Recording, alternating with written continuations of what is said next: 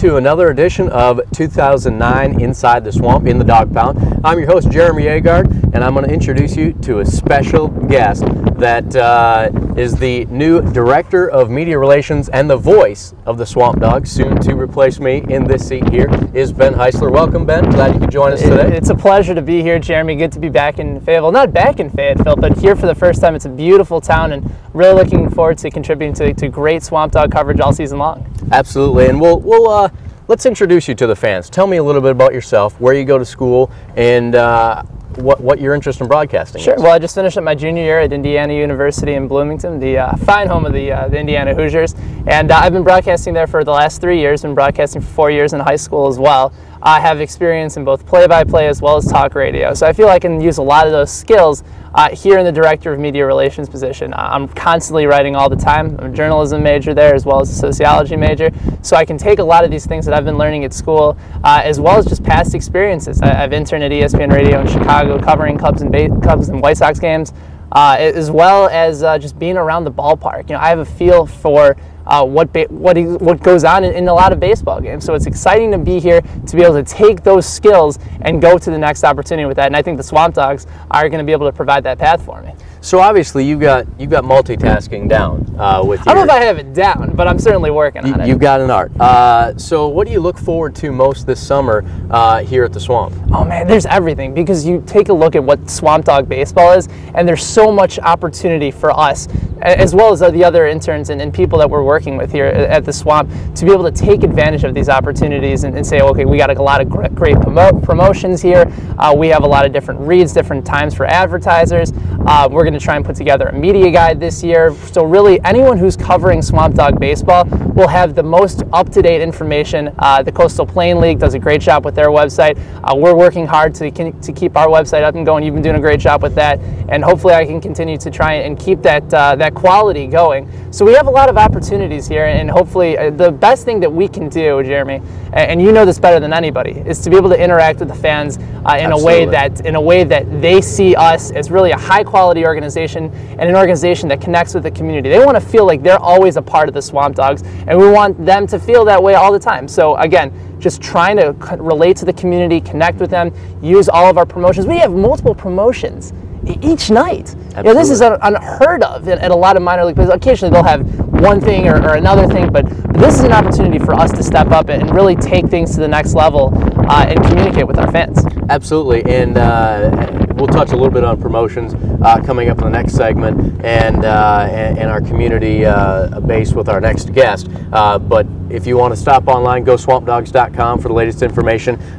Visit us online there. But let's touch a little bit. What are some of your responsibilities over the course of the summer with the SwampDogs? Well, as far as the radio broadcasting side goes, I will be broadcasting all 30 home games on the Coastal Plain League web pass service. You can go to coastalplain.com as well as GoSwampDogs.com to find out information about that. In addition to that, I will also be running the media relations side for this department. So a lot of press releases anytime you want to find out about players in the next couple of weeks. We still have a few more to go. Some great players coming from the University of North Carolina, Pembroke, and Matt McGovern and Josh Bagley. Two great pitchers that we're going to be able to add to our roster.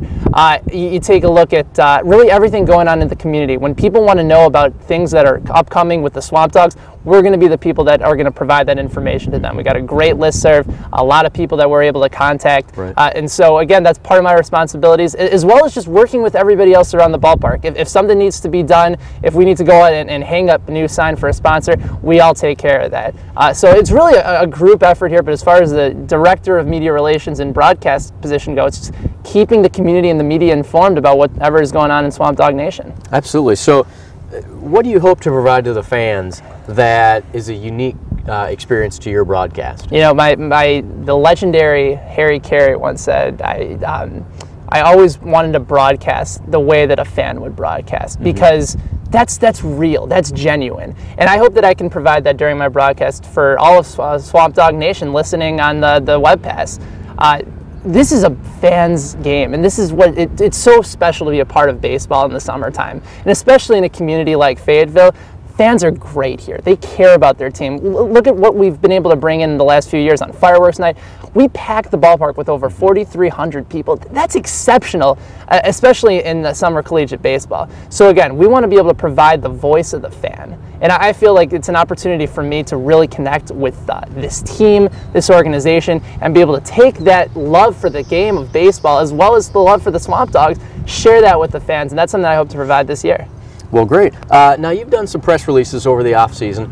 Is there a particular theme night or promotional night that you've kind of picked as your preseason favorite? Oh, well, there's certainly a lot of them, and in trying to narrow it down, I think I'd have to go with some of the college nights that we're going to do. Okay. Of course, I'm a college student. I'm going to be going into my senior year at IU, and we already got some great college promotional nights. Basically, you come to the ballpark, you're wearing your Duke or North Carolina, NC State, UNC Pembroke, it doesn't matter. There's going to be great college nights, and you can get a discount just for wearing and showing school spirit. So I think that's great. It'll bring a sort of a youthful movement of fans into the game, as well as alumni. It really relates to everybody, and I think that's the best type of promotion. When you can get everybody or as many people involved as possible, you're going to have success. And I think Daryl and you and Lou and the rest of the Swamp Dog organization, Mark as well, has done a great job finding promotions that get all the fans involved. And that's something special. And so that's something that I'm really excited about. College nights, ladies' night should always be a good time. 2 for Tuesdays, Thirsty Thursdays, the fireworks night. The list goes on and on. So you really don't have a bad option anywhere. There's plenty of entertainment for everybody. Obviously, family affordable entertainment is what we represent in the community. Now you've got a chance to get to know Daryl Handelsman, our head coach and director of operations, just a little bit. Now keep in mind, you're working for one of the most successful summer collegiate coaches in the country. He's the coach of the decade here in the Coastal Plain League, as well as manager of the year numerous times. What do you hope for the Swamp Dogs on the field this season, or what do you see happening this season? Certainly a lot of talent, and I was taking a look at some of Daryl's accomplishments over the last 4 years that he's been with the Swamp Dogs. 141-74 record. That's astonishing, especially that he came from the Northwoods League where you were. He had a lot of success there, as you said, the coach of the decade. And that's exceptional. So when I look at this team, you take a look at the roster and you say, well, who are some of the big name guys? Obviously, you take a look at Tanner Biagini, the first signing out of the Virginia Military Institute. Wet DeLatte out of the number 2 ranked LSU Tigers. That's number 2 ranked nationally.